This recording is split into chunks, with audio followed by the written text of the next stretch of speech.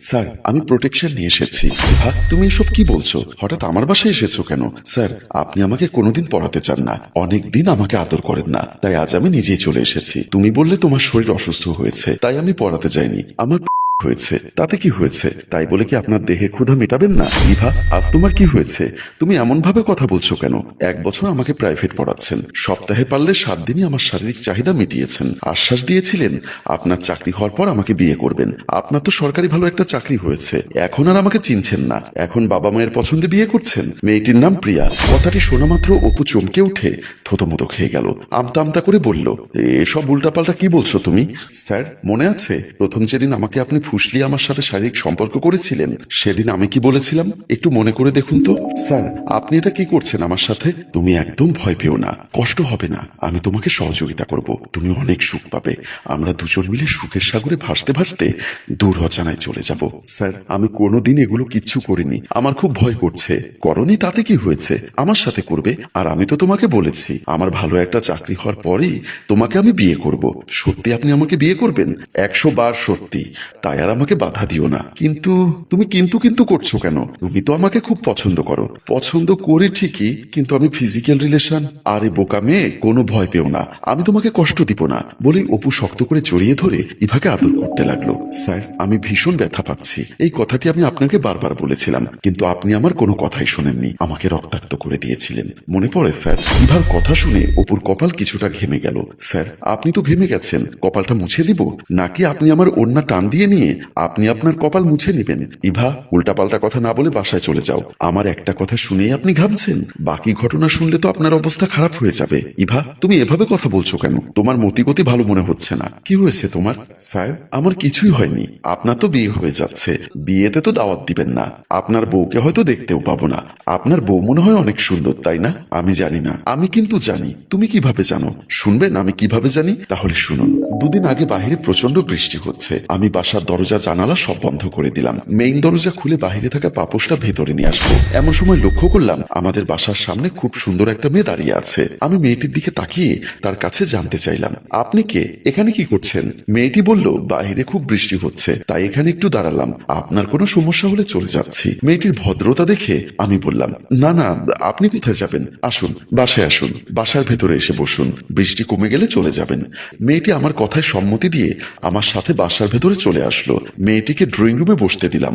জানতে চাইলাম, আপনার নাম কি? মেয়েটি বলল, আমার নাম প্রিয়া। আমিও তার সাথে পরিচিত হলাম, আমরা নানা গল্পগুজব করতে লাগলাম।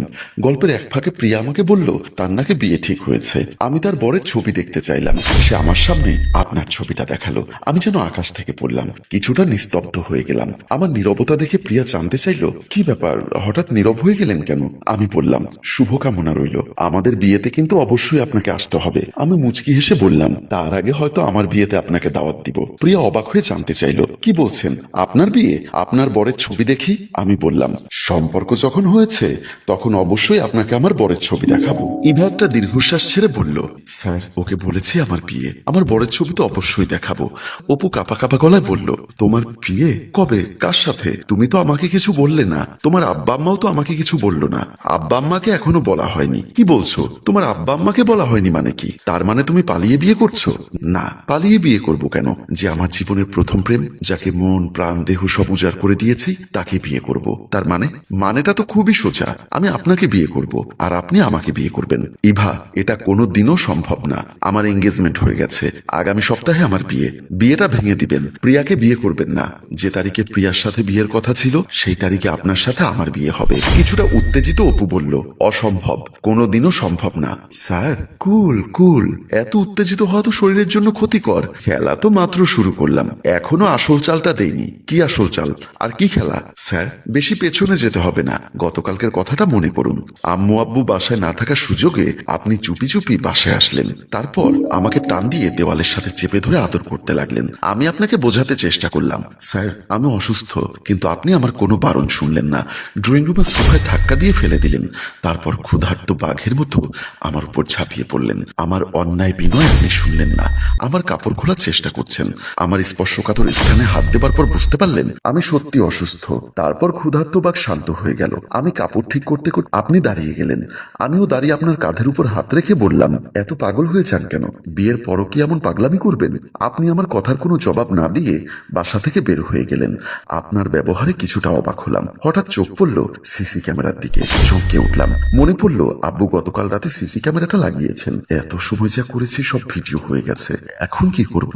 ভয়ে আতঙ্কে অস্থির হয়ে গেলাম। ওই ভিডিও আমার মা বাবা সবাই দেখেছে। আমার মোবাইলেও আমি ভিডিওটা নিয়ে এসেছি। এখন বুঝতেই পারছেন এই ভিডিও আপনার মা বাবার কাছে যাবে, আপনার হবু বউয়ের কাছে যাবে। কথাটি শুনে অপুর চোখ যেন কপালে উঠল। কাপা কাপা গলায় বলল, তুমি ভিডিওগুলো ডিলিট করে দাও প্লিজ। ইভা হাসতে হাসতে বলল, আমি ডিলিট করলেও আমার মা বাবা তো ভিডিও ডিলিট করবে না। তুমি কি আমাকে ব্ল্যাকমেল করছো? এবার ইভা উত্তেজিত হয়ে বলল, আপনি 1 বছর আমাকে 9-6 বুঝিয়ে আমার সাথে শারীরিক সম্পর্ক করেছেন, বলতে গেলে এক প্রকার ধর্ষণ। আমি তো আপনাকে এত সহজে ছেড়ে দিতে পারি না, তাই আপনার সাথে একটু গেম খেললাম। প্লিজ ইভা, তুমি আমাকে ক্ষমা করে দাও। আমি আমার ভুল বুঝতে পেরেছি। তাহলে এখন বিয়ে করবেন তাই তো? না, তোমাকে বিয়ে করা সম্ভব না। ইভা আবারও উত্তেজিত হয়ে বলল, 100 বার সম্ভব, 1000 বার সম্ভব। আর যদি আপনি আমাকে বিয়ে না করেন তাহলে ভিডিওটা চলে যাবে আপনার নববধূর কাছে। কি করবেন ভেবে দেখেন। অপু বুঝতে পারলো ইভার হাত থেকে বাঁচা এত সহজ নয়। ওর কথা না শুনলেই ঘটতে পারে মহাবিপদ। তাই মান সম্মান বাঁচাতে চাইলে ওকেই আমার বিয়ে করতে হবে। ইভা অপুকে হালকা ধাক্কা দিয়ে বলল, কি ব্যাপার, এত ভাবছেন কি? বিয়ে করবেন? হ্যাঁ, আমি তোমাকে বিয়ে করব। কথাটি শোনা মাত্র ইভার মুখে হাসি ফুটলো। অপুকে জড়িয়ে ধরল। অপু ইভাকে ধরল না, তার মুখে রহস্যময় একটা হাসি ফুটলো। প্রিয় ভিউয়ার্স, এই হাসির আড়ালে হয়তো কোনো শয়তানি বুদ্ধি খেলা করছে। আপনাদের কি মনে হয় এই বিয়ে কখনো সুখের হবে? যারা মন থেকে ভালোবাসে তারা কখনো দেহের লোভ করে না, আর যারা দেহের লোভ করে তারা কখনো মন থেকে ভালোবাসতে পারে না। হয়তো দুজনার বিয়ে হবে, কিন্তু আপনাদের কি মনে হয় অপু কি মন থেকে ইভাকে ভালোবাসতে পারবে? মন্তব্য করে জানিয়ে দিন। আর গল্পটি ভালো লাগলে লাইক, কমেন্ট ও শেয়ার করুন। গল্পটি রচনায় ফেরদৌস অপু, পরিচালনায় মোশাররফ হোসেন মৃদুল, চিত্রগ্রহণ মোস্তফা।